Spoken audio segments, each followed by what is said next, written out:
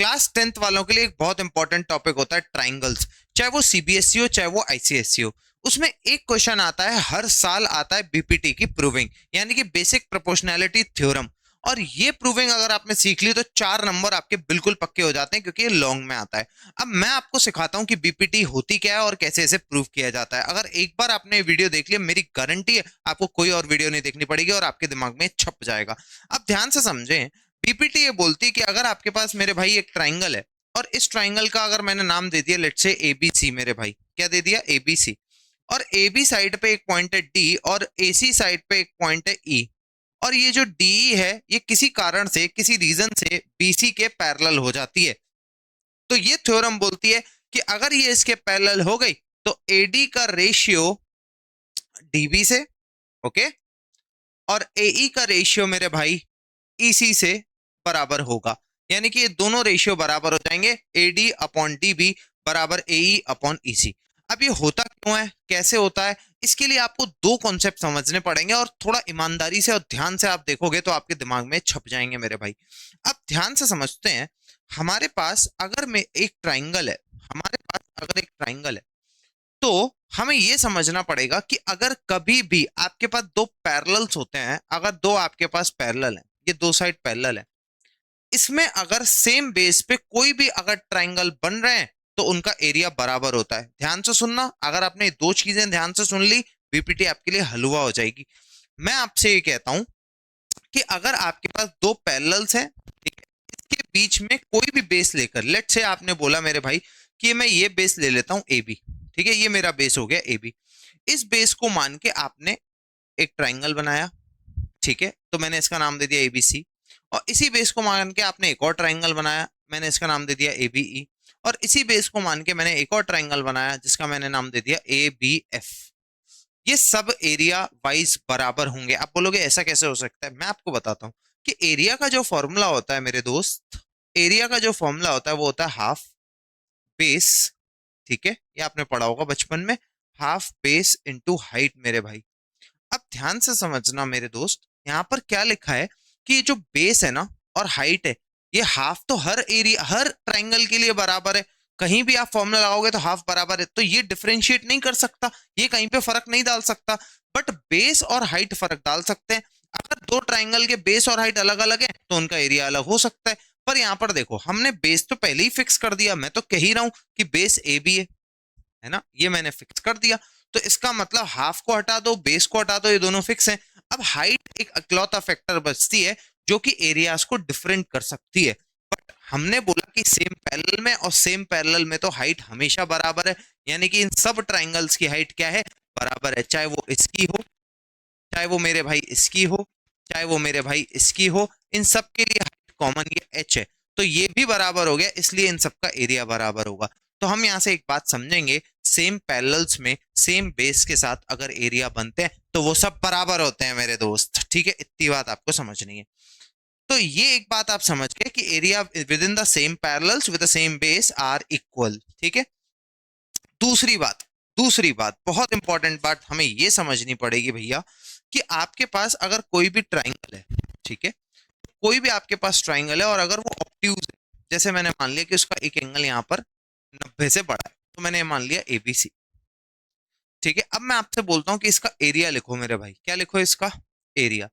तो आप बोलोगे एरिया लिखना बहुत आसान है, half base into height, half base into height. तो अब इसमें तकलीफ क्या हो रही है हाफ बेस इंटू हाइट में मेरे भाई, ये तकलीफ हो रही है कि मेरे को बेस तो पता है, जैसे मैंने यहाँ पे मान लिया कि मैं बीसी बेस मान रहा हूँ, ठीक है, बीसी इज द बेस, तो मैं लिख दूंगा half BC is the base. But height का है, वेयर इज द हाइट। अब ध्यान से समझना, अगर मैं यहां से हाइट गिराने की कोशिश कर रहा हूं, अगर मैं यहां से हाइट गिराने की कोशिश कर रहा हूं तो वो हाइट ऐसे गिरेगी मेरे भाई, ऐसे गिरेगी, ठीक है, एक्सटेंडेड बेस पे गिरेगी, क्योंकि हाइट 90 डिग्री पर होती है। हाइट मतलब ही 90 डिग्री होता है, तो 90 डिग्री अगर आप इस पे गिराने की कोशिश करोगे, जैसे मैं ये कोशिश करूं गिराने की, तो ये 90 नहीं होगा मेरे दोस्त। तो 90 कहां बनेगा, 90 इसके एक्सटेंडेड बेस पे बनेगा यहाँ। तो ये मैंने मान ली इसकी हाइट, जैसे मैंने बोल दिया एई, तो यहाँ पर हाइट हो जाएगी एई। समझ में आ रही है आपको बात, एई, और एक्सटेंडेड बेस पे ये बनेगी। अब यहां पर मुझे एक चीज समझनी है, बेस में बीसी लूंगा क्योंकि मुझे इतना ही एरिया चाहिए, पर अगर मैंने बेस सीई ले लिया तो ये पूरे का निकल आएगा, जो कि मुझे नहीं चाहिए, मुझे यही ट्राइंगल का एरिया चाहिए। समझ में आ गई बात? अगर आप बी से हाइट गिराओगे तो यहाँ गिरती मेरे भाई, ये 90 गिर सकती है, तो मैं ले लेता half A C as a base, और ये ले लेता B F is the height. But height मैंने यहां से नहीं, मैंने हाइट कहां से गिरा रखी है, यहां से गिरा रखी है। तो ऑब्ट्यूज ट्राइंगल में ऐसे ही हाइट गिरेगी, आपके एक्सटेंडेड बेस पे गिरेगी ट्राइंगल के बाहर। तो ये दो कॉन्सेप्ट अगर आपने पकड़ लिए बीपीटी का, आधा प्रॉब्लम आपका सॉल्व हो चुका है। अब हम बढ़ते हैं आगे। अब हम आगे क्या बढ़ते हैं, आगे हमारे पास प्रूफ में हमारे पास एक ट्राइंगल मैं ले लेता हूं, तो मैं एक ट्राइंगल बना देता हूं। ये मैंने एक ट्राइंगल बना दिया, काला बना दिया गलती से भाई, सॉरी, जो कि दिख नहीं रहा है। अब मैंने बना दिया यहाँ पर येलो। अब इस येलो ट्राइंगल में मुझे एक बात समझनी पड़ेगी कि येलो ट्राइंगल में मैं एक काम करता हूँ। येलो ट्राइंगल में मैं पहले तो एक बनाता हूँ पैरेलल लाइन। क्या बनाता हूँ? एक parallel line। ये मेरे पास बन गई मेरे भाई पैरेलल लाइन। अब मैं यहाँ पे थोड़ी सी नेमिंग करने चाहूंगा। मैंने यहाँ पे नेमिंग कर दी कि ए बी सी, और मैंने यहाँ पे कर दिया डी और ई मेरे दो, और मैंने बोल दिया इसके पैरेलल है। तो गिवन आपको ये है कि ये इसके पैरेलल है, इसके बाद ही सारा प्रूविंग चालू है। अब यहाँ पर एक बात समझेंगे, मैं क्या कर रहा हूं, मैं क्या कर रहा हूं, मेरे पास, मैं इसे अगर जोड़ दूं,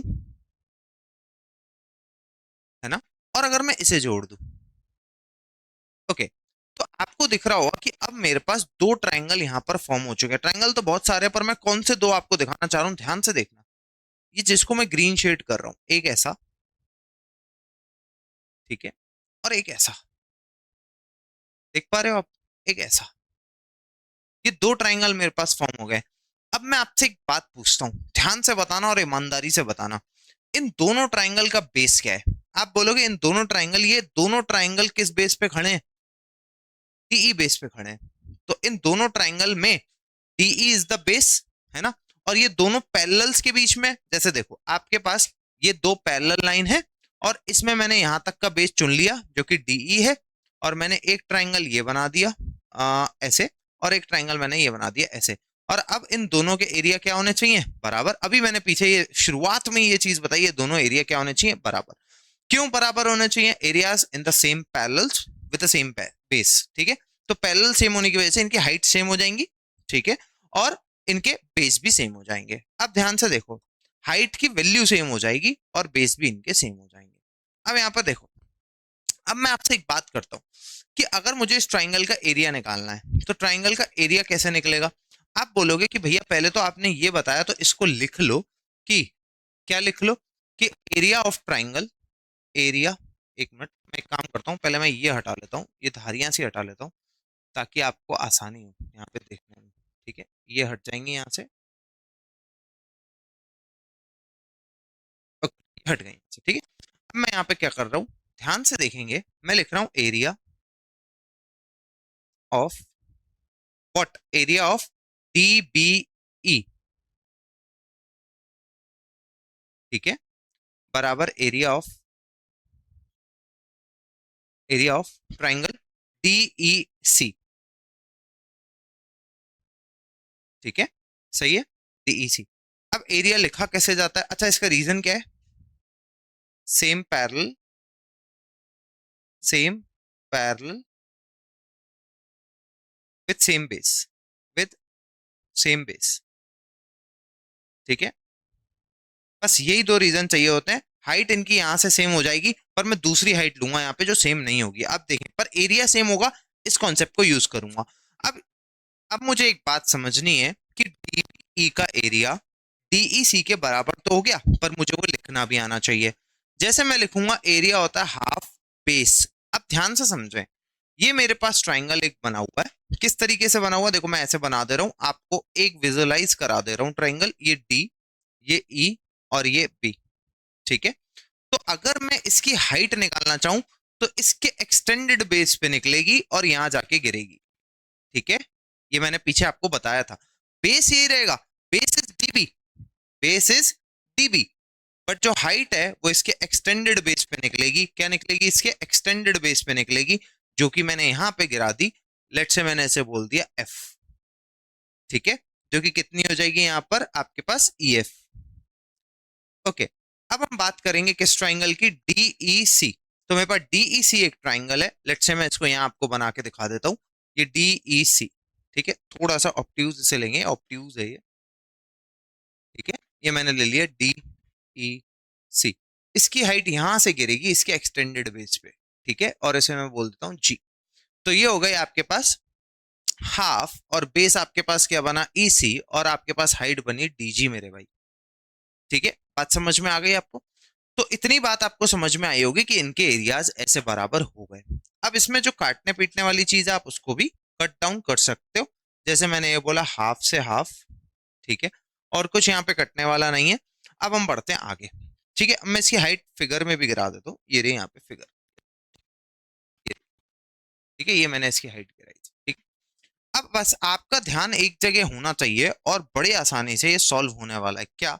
मैं यहाँ पर आपको एक चीज दिखाना चाहता हूँ और उसके बाद ये प्रॉपर सॉल्व है सवाल। आप ऊपर देखो, एक फिगर आपके सामने बनी हुई है ए टी ई, और एक इसकी हाइट भाई साहब यहाँ से निकली हुई है एफ, ठीक है, 90 पे गिर रही है तो हाइट है, और एक इसकी हाइट यहाँ से निकली हुई है जी। अब आप मुझे बताओ इसका एरिया क्या होगा?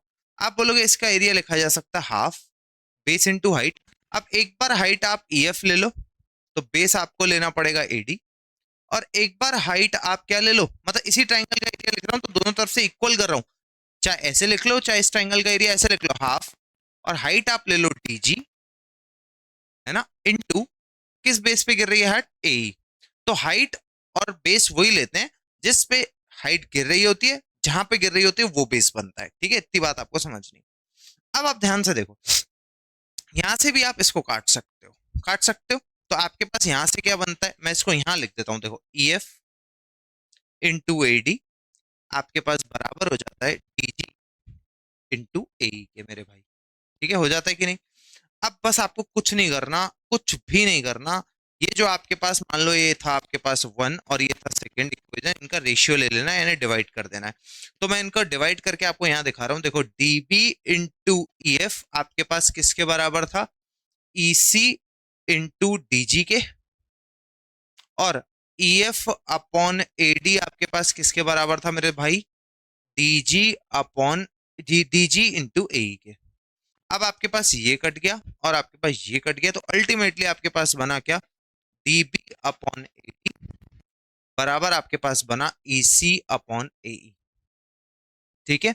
तो आपके पास क्या बना, डी बी अपॉन ए और ई सी अपॉन ए ई। जैसे ही आप इसका रेसिप्रोकल लोगे तो आपको जो प्रूव करना था वो प्रूव हो गया। यहाँ पर A D upon D B बराबर हो चुका है ए ई अपॉन ई सी के, और यही यहाँ पे बीपीटी, और ये हो गया हैंस प्रूफ।